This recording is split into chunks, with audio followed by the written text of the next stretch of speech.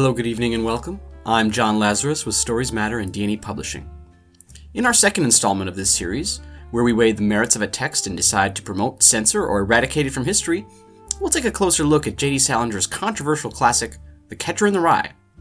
But first, a word from our sponsor. Today's video is brought to you by Moleskine Notebooks. Are you tired of the speed of computers? The convenience and safety of autosaving? The low price of word processing software? Do you need to buy a gift for a family member or friend you don't really know but looks like the type of nerd who keeps a diary?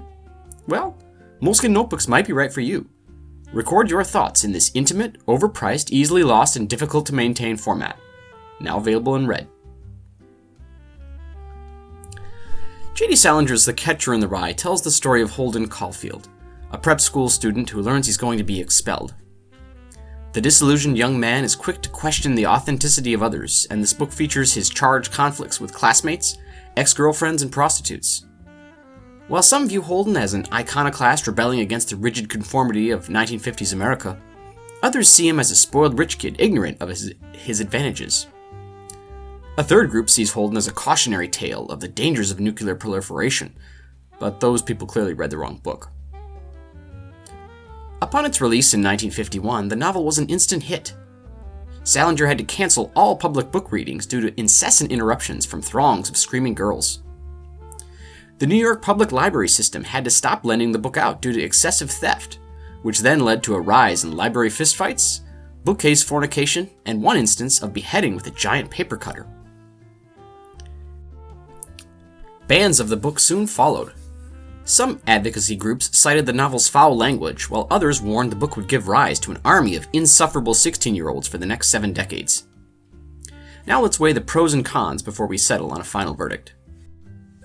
Let's start with the pros.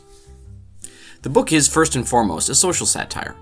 Salinger, through Holden, consistently punches up, tearing down the facade of those members of the privileged class: school teachers, nightclub waitresses, cab drivers, and so on. In one scene in the book, Holden calls a prostitute, but instead of engaging in intercourse with her, he chickens out, tells her all his problems, and later gets punched. This is probably the most realistic depiction of sex work in all fiction.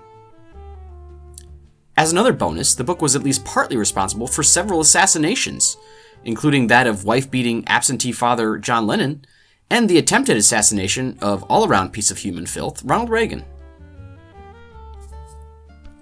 Finally, The Catcher in the Rye is not a huge commitment, as it is the only novel written by Salinger and the only official entry in the Caulfield verse.